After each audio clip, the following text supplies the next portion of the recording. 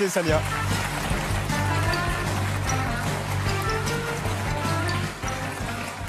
La nouvelle est tombée ce matin. Redouane Faïd a été arrêté après 3 mois de cavale. Fin de cavale pour Redouane Faïd. L'homme le plus recherché de France a été arrêté. French gangster Redouane Faïd has been arrested near Paris overnight. Is reportedly under arrest after 3 months on the run. Ah oui, à l'international même. C'est ça, une nouvelle qui a dépassé les frontières de l'Hexagone. Donc, une bonne nouvelle surtout pour les autorités, parce qu'on peut se le dire quand même, ça tombe à pic. Le ministre de l'Intérieur, qui ne l'est plus, s'est félicité. Et on l'a vu encore ce matin, le ministre allait démissionner.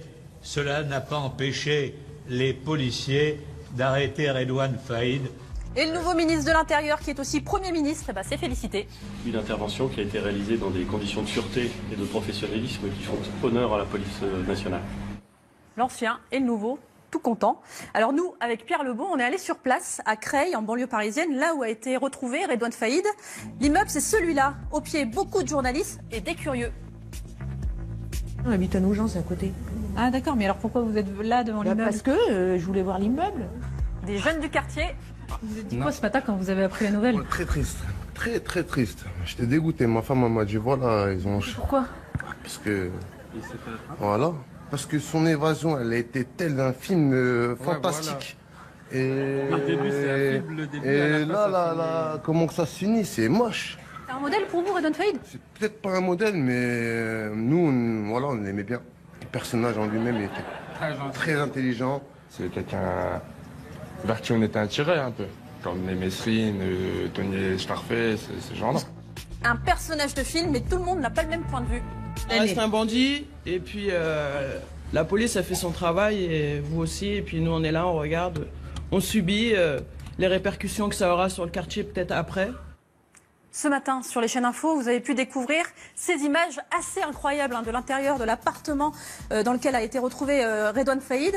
Normal, il n'y avait pas de policiers sur place. Ils ont carrément oublié de sceller l'appartement après leur départ ce matin à 4 h du mat. Ils ont oublié de sceller la porte. Ils vont aller sceller, je crois qu'ils vont sceller la porte.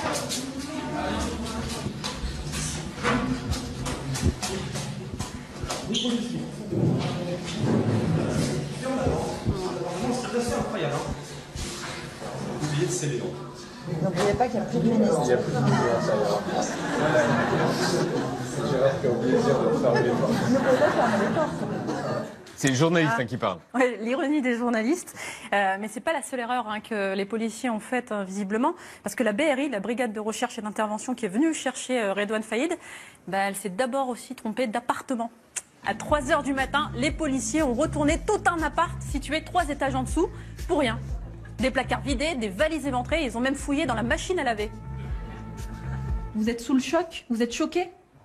Oui, je suis choqué, oui. Je trompe comme ça le cœur. جاوني هنا قد لي كي تهبطونا على حسب الخبطه نتاع لي فواتور داروا اكسيدا. ما جرو الخبر نلقاهم دخلوا عليا هنا. Il y avait beaucoup de policiers? Il y avait beaucoup de policiers? واحد 10 ولا 11. Ah oui. جاو داخلين عليا هنا قعدت راسي هكذا قال لي لا مالير قلت له ما زلت قاعد في الفرش قلت له Les policiers de la BRI ont exploré tous les recoins de l'appartement. Ils ont même détruit la carte SIM du monsieur. Et après, ils ont tout fouillé partout. Après, ناضوا يحوسوا قال لي vous avez السلاح منين جا السلاح تشوفي. Rappelons que monsieur a 87 ans. Il ne faut pas être abruti pour s'apercevoir que c'est une personne de 87 ans. Et c'est pas Redouane Faïd. Et c'est pas Redouane Faïd. Alors lui, c'est le beau-fils du monsieur qu'on a interviewé. Il était encore très en colère ce matin. Il a décidé de porter plainte. Par ailleurs, François Molins, le procureur de la République de Paris, a tenu une conférence de presse cet après-midi. Il a expliqué qu'en fait, que Redouane Faïd, pour circuler dans le quartier discrètement, il portait un voile intégral, incognito.